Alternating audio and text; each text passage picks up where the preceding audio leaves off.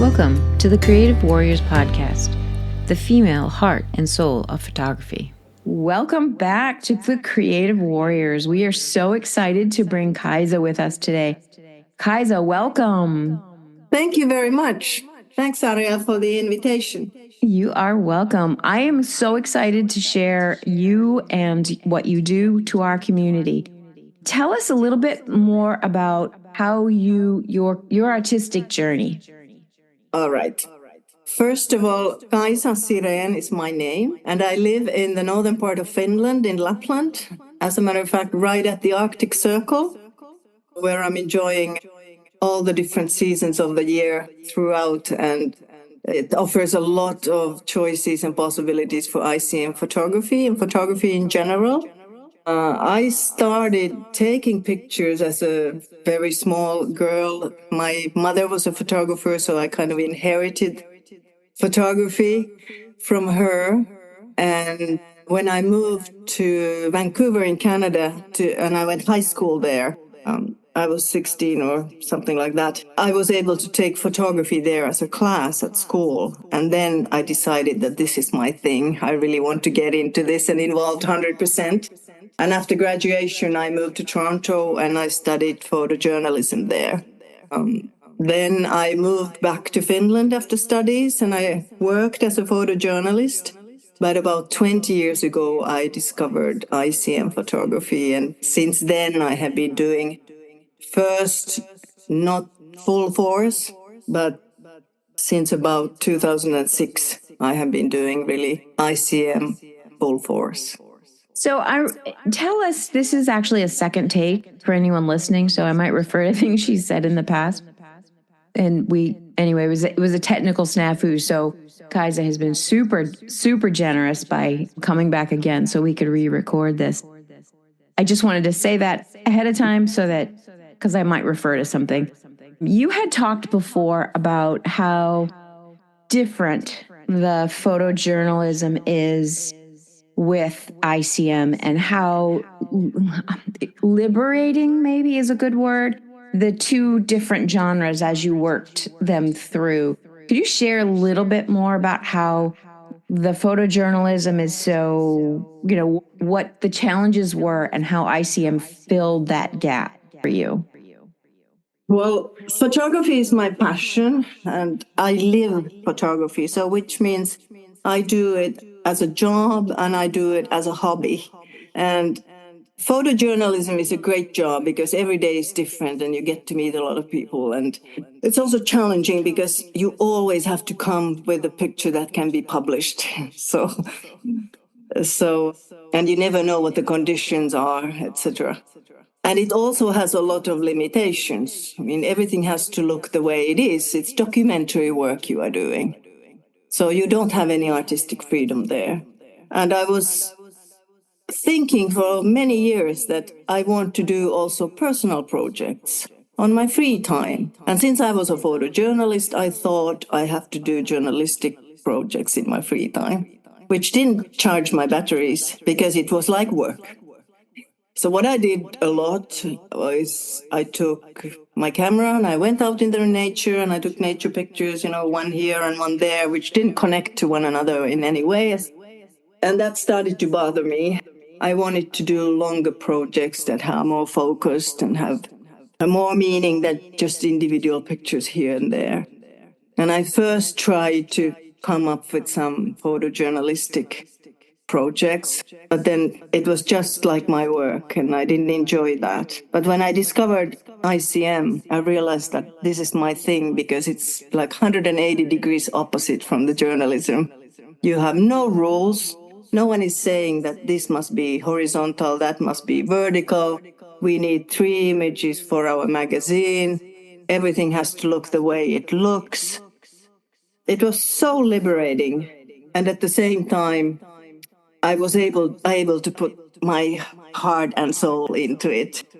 So they don't close one another out in any way. They really fulfill each other very much in that respect. So if somebody doesn't know what ICM is, how would you describe it in a brief way? It comes from words intentional camera movement. usually we use long exposure times, long shutter speeds, something like from half a second on, depending on what kind of result you want to have. And during that exposure time, you deliberately controlled move your camera the way you want to do it. And the results are very painterly and impressionistic images. Very good, very good. I actually met Kaisa at her and it's a new beginning. It's a class, online class. I met her probably, was it 2 years ago? Yeah. Which was an incredibly good class. She talks about it a little bit later, but what do you think? Sounds like you have one that fulfills a need, which is, obviously we need to eat, right? So we need to work. And then you have one that fills your heart in terms of satisfaction and allows you to be free. Tell me how does the element of play help with the ICM and the way it energizes you? The element of play? Yeah. It feeds my creativity when I know that whatever I do, however I move the camera, whether it's upside down or whatever I do, no one can say that you can't do that.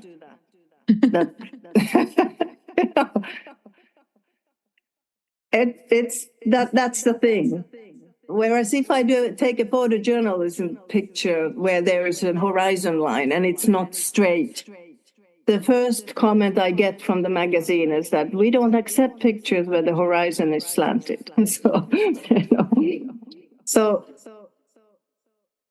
and knowing that I can do anything, it just feeds the playing more and more. Yeah, I can definitely see that. I know when you talked before, you talked about how sometimes in photojournalism, you have to submit work that is less than what you would like because of a deadline. So that there's a sense of disconnect with your finished product and not necessarily even being proud of work that is being published. And that creates some emotional challenges for you or has in the past. So share a little bit about that with us. Yeah. Like I said, on every photo assignment you go, you have to come back with something worth being published. And since you don't know where you're going, you don't know what the conditions are, you don't know if you're in the right place in terms of, let's say, something newsworthy happens and something happens on a location, you can't always be 100% sure that you are close enough or whatever. So you don't always get the best award-winning images. As a matter of fact, you very rarely get the best award-winning images. But when you are a professional and you have a lot of experience, you always get something that can be published, that's for sure. But it may be like medium good or a little bit above medium, but it's not 10 plus. And when I was young and when I was starting, I felt it was terrible because I felt like the images are part of me and I have to publish them and I don't like them and I see 100 things that could be better, but still they are out in the print.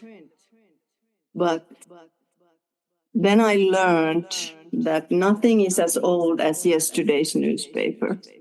And that was a good learning. So it's not that you kind of harden yourself, but you just know that even if it wasn't your best picture that was published, the sun will rise tomorrow anyway. So nothing really bad happens, as long as you have at least, the mediocre level. So that has also helped me in the ICM world. Yeah, I would imagine you have experienced some critiquing, some criticism through the years, not only in the photojournalism world, but also in the ICM, because it is, we know it is way outside the box of the rules. So I don't know. I know you have a gallery, and I believe you rarely compete in any kind of photo contests. Is that did I remember that correctly? Okay, so how have through the years, I'm sure you have had criticism and why is everything blurry? And I know I know responses I get when people look at ICM, they either love it or they're like confused by it. So how have you handled that inside yourself and then outside of yourself, the criticism? With ICM, I haven't really had a problem with it. I laugh at the people who make comments just openly, and I say, "Oh, that's a great joke," or something like that, you know. I haven't had a problem because I had that previous experience from the photojournalism work. So I have had to put my work out, even though I wasn't comfortable with it. And I think a lot of people who do ICM work, especially in the beginning of their career, they feel uncomfortable putting the work out because they are afraid that people don't accept it or critique it or laugh at it or comment nasty way. But I kind of had all that experience already in the other world. So I never really have cared at all. I just laugh at them. I don't care. And my husband, he laughs at me all the time. Still, I've been doing this 20 years. Every time we go for a walk and I start shaking and moving, he laughs at me. And he's, oh no, there she goes again. Until we founded the network community and we started to do the New Beginnings workshops. He laughed at me until then. And then when I said that, hey, you know what? I'm actually running these courses and people are paying me for this. And then he's laughing. He doesn't laugh anymore. So now he knows this is serious business, man. Yeah, exactly. Is there an artist or a photographer or somebody that led you to ICM? Because ICM is kind of it's a very specific artistic style that you either, it's kind of like, for me, it's very impressionistic. It could be abstract depending on how you do it. But is there a influence that you had through the years that spoke to you that kind of helped lead you this direction? I worked for 15 years in our tourism company, and I quit there 2001. And the first thing I did, I went to a shop and I bought colors and brushes and painting materials. And I wanted to paint impressionistic pictures, which never turned out because I don't know how to paint. But the desire was really big. I knew what I want my paintings to look like because I had enjoyed the impressionistic when I studied art history and so on. So I knew that this is the kind of thing I want to achieve, the feeling and the atmosphere. Of course, I never did. And then I discovered ICM. And I realized that, hey, this is my way, how I can do those paintings which I can't do with colors and brushes. I have a very similar experience, but it was with watercolor. Yeah. It led me to photography because I was like, I couldn't succeed as well with a paintbrush. Yeah, me too. I was ready to burn everything. As a matter of fact, I burned a lot. Yeah, some of it's like, I feel 5 again. Yeah, if even that. Yeah. But in terms of the impressionistic painters, they have been the ones that have been kind of role models. And then I discovered that, I don't remember when, but sometime when I had started already doing ICM, Ernst Haas, the German photographer who did ICM in the 50s. Okay. And he had some material from Spain when he attended these bullfights, where there's the matador with the muleta and the bull. They are quite amazing, those works. So I admired that a lot. But it wasn't until, I don't know when I joined Instagram, I think 2017. It wasn't really until then when I actually was able to see a lot of other photographers who do this kind of work. Oh. So I was doing quite alone, for many years. So only after discovering Instagram and the world there and all these different people, then I started to understand that I'm not alone. That choosing to have a focus that's not 100% sharp is a decision, right? Yeah, yeah. And it is a beautiful decision when well done. It is. One day I posted something in social media and someone commented that the problem with blurry pictures is that they are blurry pictures.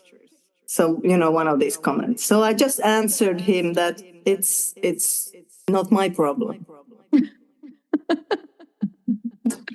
That's a good response. Yeah. I had And then, somebody reach out to me and say, I don't understand why you're not. I think I was using a very shallow depth of field, which is similar. And he Yeah. said, I don't understand why things aren't in focus. And I said, because I didn't want them to be. And he was like shocked by that response. yeah.